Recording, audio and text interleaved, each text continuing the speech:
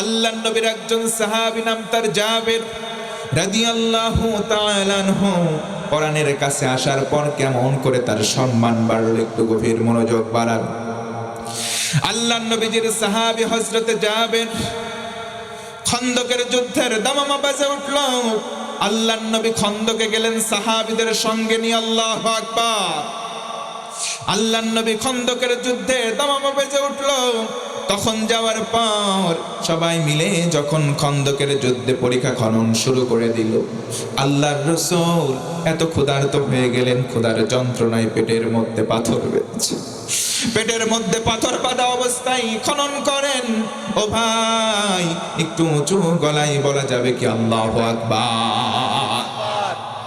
ইসলামের জন্য নিবেদিত কত নবীজি, সাহাবায়ে কেরাম নবীজির সঙ্গে কর্মসংস্থানে গিয়ে কাজ করেন। আল্লাহর নবীর সাহাবী জাবের পাশ থেকে দেখে ফেললেন, আহারে নবীজির পেটের মধ্যে পাথর বাঁধা। নিজে আর সহ্য করতে পারেন নাই, বাড়িতে চলে গেলেন। স্ত্রীকে ডেকে বলেন, ও প্রাণের স্ত্রী, আমার রাসূল দেখলাম পেটের মধ্যে কেন জানি পাথর বাঁধা। কোরআন দিয়ে সাধিত হয়েছে, কোরআনের সংস্পর্শে তাদের মধ্যে কেমন অনুভূতি দেখে। ও আমার ভাই, ও আমার যুবক বন্ধুগণ, গভীর মনোযোগ বাড়ান। জাবের চলে গেলেন স্ত্রীর কাছে। ও আমার প্রাণের স্ত্রী, বলো তো নবীজি ক্ষুধার্ত, আমার কলিজায় ব্যথা লাগছে, আমার সহ্য হয় নাই, বাড়িতে কি আছে একটু তাড়াতাড়ি জানায় দাও। ধরে কোন আল্লাহু আকবার। আল্লাহর নবীর সাহাবী জাবের রাদিয়াল্লাহু আনহু স্ত্রীরে জিজ্ঞেস করলেন। স্ত্রীও সোনালী মানুষ। আল্লাহর নবীর সাহাবীর স্ত্রী মুস্কি সুন্দর করে বললেন, কাছে আসেন প্রাণের শাহ। তেমন কিছুই নাই ঘরের মধ্যে, মাত্র একটু আটা আছে, আটার খামিরা করলে হাতে গোনা কিছু রুটি হবে। ওগো আমার প্রাণের স্বামী, ছোট্ট একটা ছাগল, একটা বকরি আছে, এটা যদি জবাই করা হয়, আর যদি শুধু আপনি কাছে কাছে কানে কেনে আস্তে আস্তে নবীজিকে যদি শুধু বলেন, নবীজি শুধু যদি আসে, নবীজিকে আপ্যায়ন করার মতো ব্যবস্থা হবে। জোরে গণ সুবহানাল্লাহ। হযরতে জাবের বললেন, প্রাণের স্ত্রী, কথা শুনে কলিজা ঠান্ডা হয়েছে। আমরা না খেয়ে থাকি কোনো ব্যাপার নাই, কিন্তু তো জাহানের বাদশাহ, আমার আপনার লিডার, যুদ্ধের সেনাপতি রাসূল আমার না খেয়ে আছে, কলিজাই মানে না। আমার রাসূলকে যদি এক বেলা খাওয়াতে পারি, এটাই আমার সার্থকতা। চলে গেলেন আল্লাহর রাসূলের কাছে গিয়ে সালাম দিলেন, আসসালামু আলাইকা ইয়া রাসূলুল্লাহ। ওগো নবী, আপনাকে সালাম দিলাম। নবী মুস্কি হাসি দিয়ে বললেন, কি জাবের বলো। জাবের রাদিয়াল্লাহু আনহু রাসূলের কাছাকাছি যাই, পিস পিস কণ্ঠে বলে, ইয়া রাসূলুল্লাহ, আমি তো দেখে ফেলেছি আপনার পেটের মধ্যে পাথর বাঁধা, সহ্য করতে পারি না। ওগো নবীজি, আসেন না, আজকের দিনের এক ওয়াক্ত আমার বাসায় আপনাকে দাওয়াত দিলাম, মেহমান হিসেবে দাওয়াতটা কবুল করে নেন। আল্লাহর রাসূল মুস্কি হাসি দিলেন, দাঁড়িয়ে গেলেন। সবাইকে বললেন, সাহাবীরা তব সবাই শোনো। সব সাহাবীদেরকে ডাকলেন, প্রায় 2000-এর মতো সাহাবী। জোরে কোন আল্লাহু আকবার, আরো জোরে আল্লাহু আকবার। 2000-এর মতো সাহাবীকে ডাক দিলেন, বললেন, বুশরা লাকুম, তোমাদের জন্য শুভ সংবাদ। আমার সাহাবী জাবেরের বাড়ির পক্ষ থেকে তোমাদের সবাইকে জাবের দাওয়াত দিয়েছে। জোরে কোন আল্লাহু আকবার। জাবেরের গলা শুকিয়ে গেছে, বুকটা দুরু দুরু কাঁপে। আয় হায়, কেবল মাত্র হাতে গোনা কয়েকটা রুটি আর একটু ছাগলের গোশত। বললাম শুধু নবীজিকে, আবার নবীজি সবাইকে দাওয়াত দিয়েছে। জোরে কোন আল্লাহু আকবার। কোরআনের মুজিজা দেখেন কি, কোরআনের মুজিজা, কোরআনের সংস্পর্শে কেমন করে কি হয়, একটু মুজিজা দেখার দরকার আছে না নাই? আপনারা কি কষ্ট পাচ্ছেন ভাই? আলোচনা সামনের দিকে যাবে নাকি শেষ করে দেব? আমার ভাইয়েরা গভীর মনোযোগ বাড়ান। আল্লাহর নবীর সাহাবী জাবের রাদিয়াল্লাহু আনহু চক্ষুটা বন্ধ করলেন, যেন জানের পানি নাই, পানি শুকায়া গেছে। আল্লাহরে ডেকে ডেকে বলে, রব্বুল আলামিন, দিলাম রাসূলরে মহব্বত করে দাওয়াত, রাসূল আবার দিল 2000 জনকে দাওয়াত। আল্লাহু আকবার। আল্লাহ রসুলের কথা শুনে সব সাহাবীরা খুশি, কারণ শুধু রসুলের পেটেই ভাত নাই তা নয়, বরং সব সাহাবীরা না খাওয়া প্রায়। ও মুসলমান ভাইরা, শিক্ষা গ্রহণ করে, মুসলমানরা খাওয়ার জাতি নয়, মুসলমানরা ত্যাগ করার জাতি। কথা বলেন ঠিক কিনা? আল্লাহর নবীর সাহাবী যাবেন, তখন বললেন, ইয়া রাসূলুল্লাহ, কেবলমাত্র শুধুমাত্র আপনারে দাওয়াত দিলাম, 2-3 জন হইলে না হয় মানা যায়, কিন্তু 2000 জন নবীজি কেমন করে মেহমানদারিত্ব করবো, আমি তো অঙ্ক মিলাইতে পারলাম না। আল্লাহর রাসূল মুস্কি হাসলেন, বললেন, যাবেন, কোনো ভয় নাই, সবাই মিলে তোমার বাড়িতে যাব। আল্লাহু আকবার। হযরত জাবের চলে গেলেন।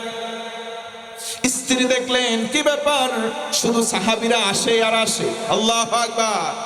এতজন সাহাবী সবাই মিলে যখন জাবের রাদিয়াল্লাহু আনহুর বাড়িতে চলে আসলেন, সবাই এসে মেহমান খানায় খাওয়ার জন্য বসে গেলেন লাইন ধরে। জাবেরের স্ত্রী ডেকে বলে, ও প্রাণের স্বামী, করলেন কি, গর্ধবের মতো কাজ করছেন? মাত্র কয়েকটা হাতে গোনা রুটি আর একটুখানি গোশত, আপনি কারে দেবেন আর কারে বাদ দিবেন? জাবের ডেকে বলে, প্রাণের স্ত্রী, আমার কোনো কিছু নাই, আমি রসুলকে দাওয়াত দিয়েছি, কিন্তু রসুল আমার সবাইকে দাওয়াত দিয়েছে। আল্লাহ রাব্বুল আলামিন বলেন, ওয়ালাউ আন্না আহলাল কুরা আমানু ওয়াত্তাকাউ লাফাতাহনা আলাইহিম বারাকাতিম মিনাস সামাই ওয়াল আরদ। আরো জোরে আল্লাহু আকবার। জনপদের লোক যদি ঈমান আনে, নেক কাজ করে, এই 2টা কাজ যদি করে, আমার আল্লাহ ওয়াদা করে বলেন, গোলাম, বরকত কোন জায়গা থেকে দেব তুমি কল্পনাও করতে পারবা না। ওয়ামান ইয়াত্তাকিল্লাহা ইয়াজআল লাহু মাখরাজা ওয়া ইয়ারযুকহু মিন হাইসু লা ইয়াহতাসিব। আল্লাহ বলেন, গোলাম, যদি আল্লাহর ভয় কারো কলিজার মধ্যে থাকে, আমি আল্লাহ রিজিক দেব কোন দিক থেকে তুমি টেরও পাবা না। আল্লাহ রাসূল বসে গেলেন, সাহাবায়ে কেরাম সবাই বসা। নবী বললেন, জাবের, একটা কাজ করবা, শোনো, পাতিলের মধ্যে যেইটাতে গোশত আছে তুমি ঢাকনা দিয়ে ঢেকে রাখবা, চামচ দিয়ে শুধু তুলবা, কিন্তু তাকিয়ে দেখবা না। আল্লাহু আকবার। তাকিয়ে দেখার প্রয়োজন নাই, চামচ দিয়ে তুলবা, একজন একজন করে দিবা। রুটির খামিরা যতক্ষণ না বলবো শেষ করবা না, হাত দিবা আর ওখান থেকে দিবা। আল্লাহর নবীর কথা শুনলেন, জাবের রাদিয়াল্লাহু আনহু অনুরূপ করতে থাকলেন। আল্লাহ রাব্বুল আলামিন বরকত বাড়ায় দিলেন। কেমন বরকত বাড়ালেন আমার বন্ধুগণ! সবাই খাওয়া আরম্ভ করলেন, বিসমিল্লাহ বললেন। আল্লাহর রাসূল এখনো খান নাই, 2000 প্রায় সাহাবীদের খাওয়া শেষ। জোরে বলেন আল্লাহু আকবার। সবাই তৃপ্ত হয়ে খেয়ে সেখান থেকে চলে যায় আর শুকরিয়া আদায় করে। সবাই যখন চলে গেলেন, তখন জাবের রাদিয়াল্লাহু আনহু কি আল্লাহর রাসূল বললেন, জাবের রে কাছে আয়, ও জাবের কাছে আয়, এবার আমারে দে। আল্লাহু আকবার। হযরত জাবের রাদিয়াল্লাহু তাআলা আনহু রাসূলকে দিলেন, রাসূল আমার তৃপ্তি ভরে খানা ভক্ষণ করলেন। জোরে কোন সুবহানাল্লাহ।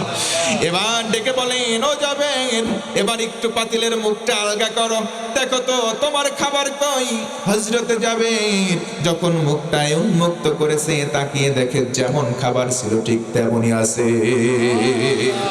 কেমন ভাবে রহমত হয়, কেমন ভাবে বরকত হয়, আল্লাহর কদমে সেজদা দেওয়া ছাড়া কোনো উপায় নাই। আল্লাহু আকবার। আল্লাহ রাব্বুল আলামিন বলেন, ও হাবিব, তাহা মা আনজালনা আলাইকাল কুরআনা লিতাশকা। কোরআনটাই কারণে দেই নাই, ভাগ্যটা নষ্ট হবে না, কোরআন দিলাম সম্মান বাড়বে। জোরে কোন আল্লাহু আকবার। তাফসিরে ফি জিলালিল কোরআন আল্লামা সাইয়্যিদ কুতুব শহীদ রাহমাতুল্লাহি আলাইহি তাফসীর লিখেছেন জেলখানায় বসে বসে। মুকদ্দমা অংশের মধ্যে উল্লেখ করেন, প্রশ্ন করতে পারেন, ও হুজুর, এবার কেমন মুফাসসির জেলে যায়? প্রশ্ন আছে না নাই? জোরে বলেন, আছে না নাই? মনে রাখবেন, ও মুসলমান, যারা জেলখানায় যায় তারা নবীর সুন্নাহ পালন করে। কথা বলেন ঠিক কিনা? জেলখানায় বসে বসে তিনি কিতাব লিখলেন, তাফসিরে ফিজিলালিল কোরআন। তার কোনো অপরাধ ছিল না, অপরাধ ছিল একটাই, আল্লাহর জমিনে আল্লাহর রাজ কায়েম করব, এমন কথা বলার কারণে তার জেলখানায় কারাবরণ করা লেগেছে। জোরে বলেন নাউজুবিল্লাহ।